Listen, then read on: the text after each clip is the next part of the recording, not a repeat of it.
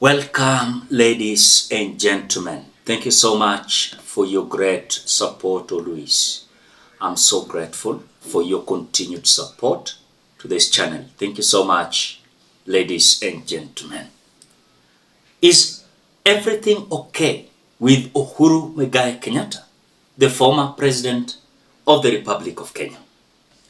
I've seen some photos trending online as I compare with what Uhuru said about 2 weeks ago when he admitted the serious issues about his health. Lost a friend, I've lost a colleague,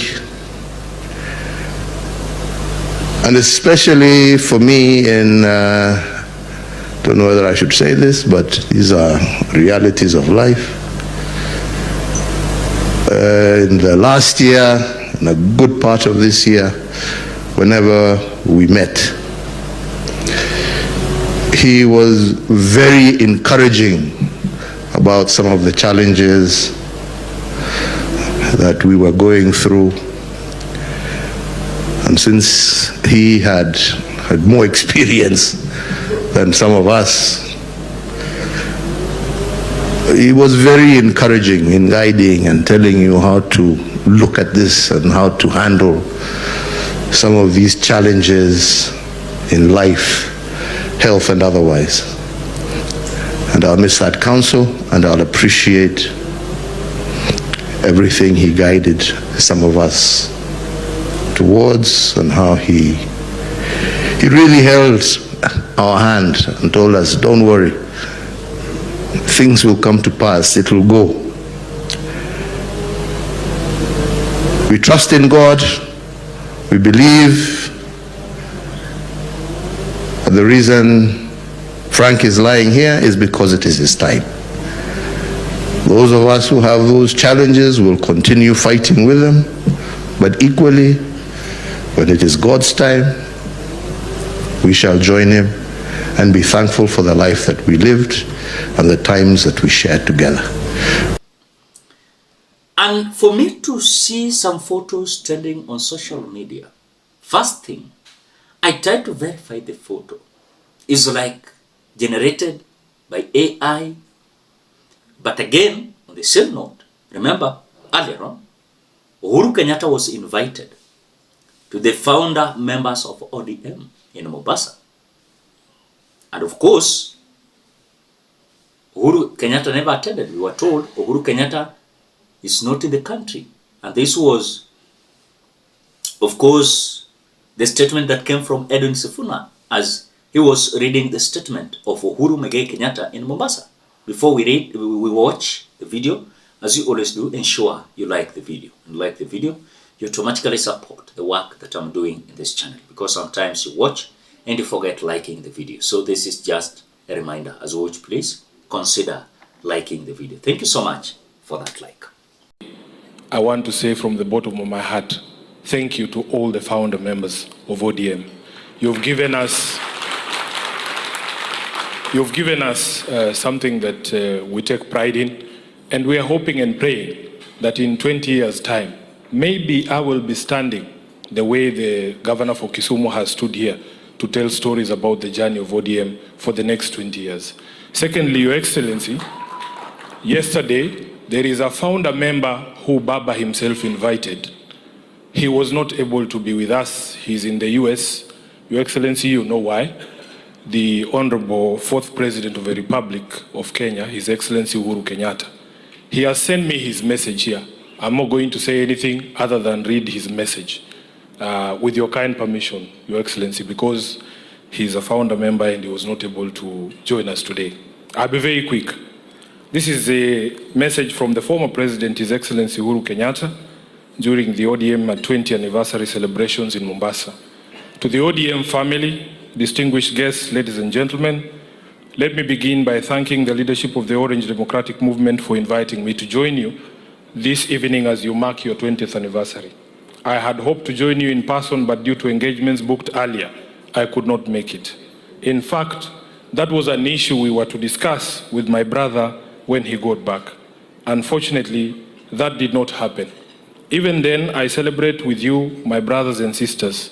I vividly remember the numerous meetings and engagements that gave life to the Orange Democratic Movement. Indeed, it was a movement born not out of political convenience, but out of conviction.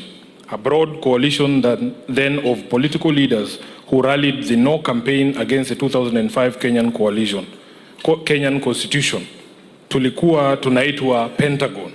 It was a movement whose ideals began to shape Kenya's democratic journey, a journey that began 20 years ago when we joined hands with my brother, the late Right Honorable Raila Amolo Odinga, when he was the Liberal Democratic Party leader. I was the leader of the opposition in Kano. His Excellency William Ruto, Kalonzo Musyoka, Musalia Mudavadi, Najib Balala, and the late Joseph Nyaga. When we came together to form this movement, we did so not out of ambition, but out of conviction. Conviction that Kenya does deserve better, that our people deserve justice, dignity, and equal opportunity. As we moved to the 2007 election under the leadership of Baba Raila Amolo Odinga, the ODM was founded. It was founded as a voice of the voiceless, a rallying point for all who desire true democracy, constitutional reform, justice, good governance. It was built on the belief that leadership is not about power, but about service, that progress is not about individuals, but about people working together for the common good. So you see, we believed that Kenya's strength lies in her diversity and that no single citizen should ever feel excluded from the promise of our nation because of where they come from, what they believe, their religion, or who they are. Allow me to share the core principles that we stood for at the time. Number one was democracy and good governance. We believed that sovereignty belonged to the people. We envisioned a Kenya where leadership is accountable, where power is not imposed but entrusted, and where government exists to serve and not to rule. I remember the conviction that drove us that democracy must never again be taken for granted in this country. We fought for free and fair elections, for transparent institutions, and for a culture of leadership guided by integrity and service. That spirit remains alive today. That spirit gave birth to the Orange Democratic Movement that we are celebrating here today. Number two was social justice and equity. ODM has always stood for social justice and equity, a Kenya where every person, regardless of their background, has a fair shot at success. We knew that political freedom without social justice was incomplete. Three, human rights. In the face of persecution, intimidation, and imprisonment, as the leaders then led by my brother, Right Honorable Raila Odinga, we stood tall in defending the human rights and freedoms of all Kenyans. Our unity under the Orange Movement taught us that the fight for freedom is not just about political space, but about the dignity of every person, the right to speak freely, to worship, to assemble, and to live without fear.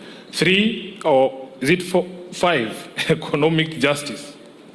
ODM was and continues to be an unwavering movement in its pursuit of economic justice, the idea that growth must be inclusive, and prosperity shared. In the interest of time, Your Excellency, if you watch this, I'm going to skip to the last paragraph because I can see the Honorable Junet behind me. Wanachama wa ODM, today as you celebrate this milestone, my heart is emotionally heavy as I remember my brother and friend and compatriot, the Right Honorable Raila Odinga, may his soul rest in peace. His absence today is deeply felt, but his presence is forever etched in our hearts and in the history of our beloved nation, Kenya. Baba was not just a leader of ODM, he was the spirit of its struggle, the embodiment of courage, endurance, and unwavering faith in the Kenyan dream.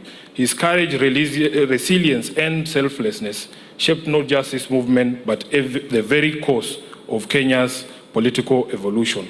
Let us keep alive his fight for democracy, accountability, and inclusion. Let us make real his vision of a Kenya where no child goes hungry, where justice is not for the privileged few, and where every Kenyan, young or old, has an equal opportunity to thrive. May the next phase of ODM be a testament of renewal, growth, and steadfast commitment to building a Kenya that truly belongs to all her citizens. Thank you. God bless you.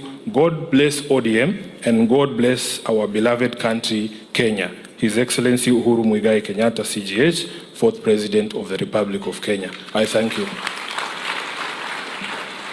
Thank you very much, SG. We have received the message from the former President, His Excellency Uhuru Kenyatta. I don't know whether he was a member of Pentagon, but we shall see. The next speaker is let me call the distinguished chair of our party, the Honorable Gladys Wanga, to say something in 1 minute.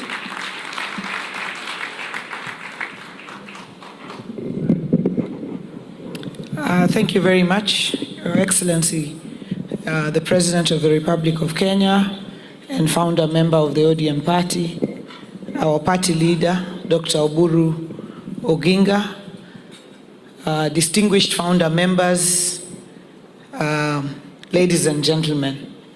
Tonight is not a night for long speeches because speeches have been made, and I think the highlights have been done by our founders who have described the journey that ODM has walked to get to 20 years and before then. And the lesson I've learned is that the journey was not an easy journey. It was a tough journey. But for a long time, the members held together. And in this time of transition, I think the biggest lesson I pick is that we must hold together because everyone has a role to play if we are going to move the party to the next 20 years. The other lesson I've seen is it was not devoid of disagreement. I think people did not necessarily have the same view of matters all the time. But despite that, people sat on a table. I was listening. We went to that place in Ukambani. We went to Naivasha. We argued for 2 days over a single issue. And I think we must embrace that conversation, that hard discussion, so that we come out with a single place where we all belong and we move forward together. Finally, ODM has been foundationed on partnerships. We have partnered. In 2007, we went into the election. In 2013, we built partnerships under CORD. In 2017, we built partnerships under NASA. In 2022, we built partnerships under Azimio. And as we move into the future, we must continue to build partnerships with people who are like-minded so that we can move together, because we will never or cannot really walk alone. Asanteni sana. It is not a night of long speeches. Thank you. Thank you very much. Thank you very much, Madam Chair. Your Excellency, with your permission, before I call the two deputy party leaders and our longest-serving chair, there is a new elder in town, Your Excellency. There's an elder who has been crowned recently in Jerusalem. He's called Mr. Raila Odinga Jr. Let him come and say a word, Your Excellency, with your permission.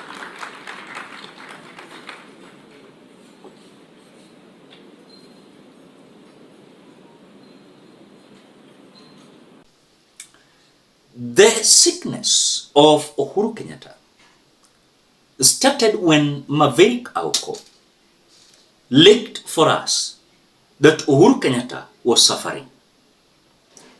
And because of this, we were not sure until Uhuru Kenyatta confessed and even declared publicly that in real truth was suffering.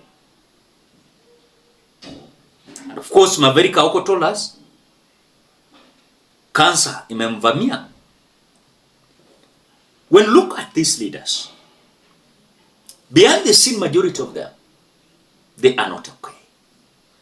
I know even one ambaye huwa anaenda Germany na Dubai kubadilishiwa damu. Na mnamjua. Huwa anabadilishiwa damu. Now and then, in some period of time, ukisikia tu ameondoka, ameenda kubadilishiwa. Ama unasikia ameenda mkutano mwingine, anapitia huko akibadilishiwa anarudi. So these leaders unaona wanatembea hii. Anytime, they are not there. I don't know why. Sababu kuna mtu alikuwa ananiambia unaona hii wananchi wanafinyiliwa umaskini nini? Hao ndio wanaishinga maisha free without heavy diseases yenye hao watu wako nayo. Pata watu wako na shida na cancer. Kama mtu wako na cancer zingine hata kama una pesa huwezi survive. But tumekuwa na wengi wao wanasiasa wako na makansa. Kama for example Anyang' Nyong'o Amesurvive, by the way, amesurvive. Was it since 2018 or 2015? Wakati alikuwa diagnosed with the cancer. Was it 2015 or what? 2005, I don't know. Sikumbuki mwaka. But Anyang' Nyong'o amesurvive because of money. Imemweka pale. Enda anabadilishiwa damu, afanyiwa kila kitu. The same to someone najua, sitaki kutaja. Sitaki nikujiwe. Anabadilishiwa damu, ako na tu hiyo problem na complication kadhaa. Ndio maana unaona hata sometimes akitembea unapata mguu inafura. Hata kika chini unaonanga mguu yake inafura. So this issue of Uhuru Kenyatta has heated us so much. You know, Uhuru Kenyatta is the former president and he is loved. Anapendwa, by the way. Uhuru Kenyatta anapendwa. Hiyo msidanganya, anapendwa. Hata mahali popote akienda anapendwa. He's a guy who is yani lazima afurahishe umati, you know. Na hiyo ndio tabia zake hata wakati alikuwa president. So when I saw the video, I saw the pictures and the video of Uhuru Kenyatta confessing this, I was like, okay, maybe things are not good, but we are praying for him. Let everything be okay. Hatutaki kuzika tena. God forbid. Ladies and gentlemen, what do you think? Drop your opinion at the comment section below. Otherwise, thank you so much because of your great support. Please consider subscribing, liking, commenting, and sharing this video. Till we meet in another video.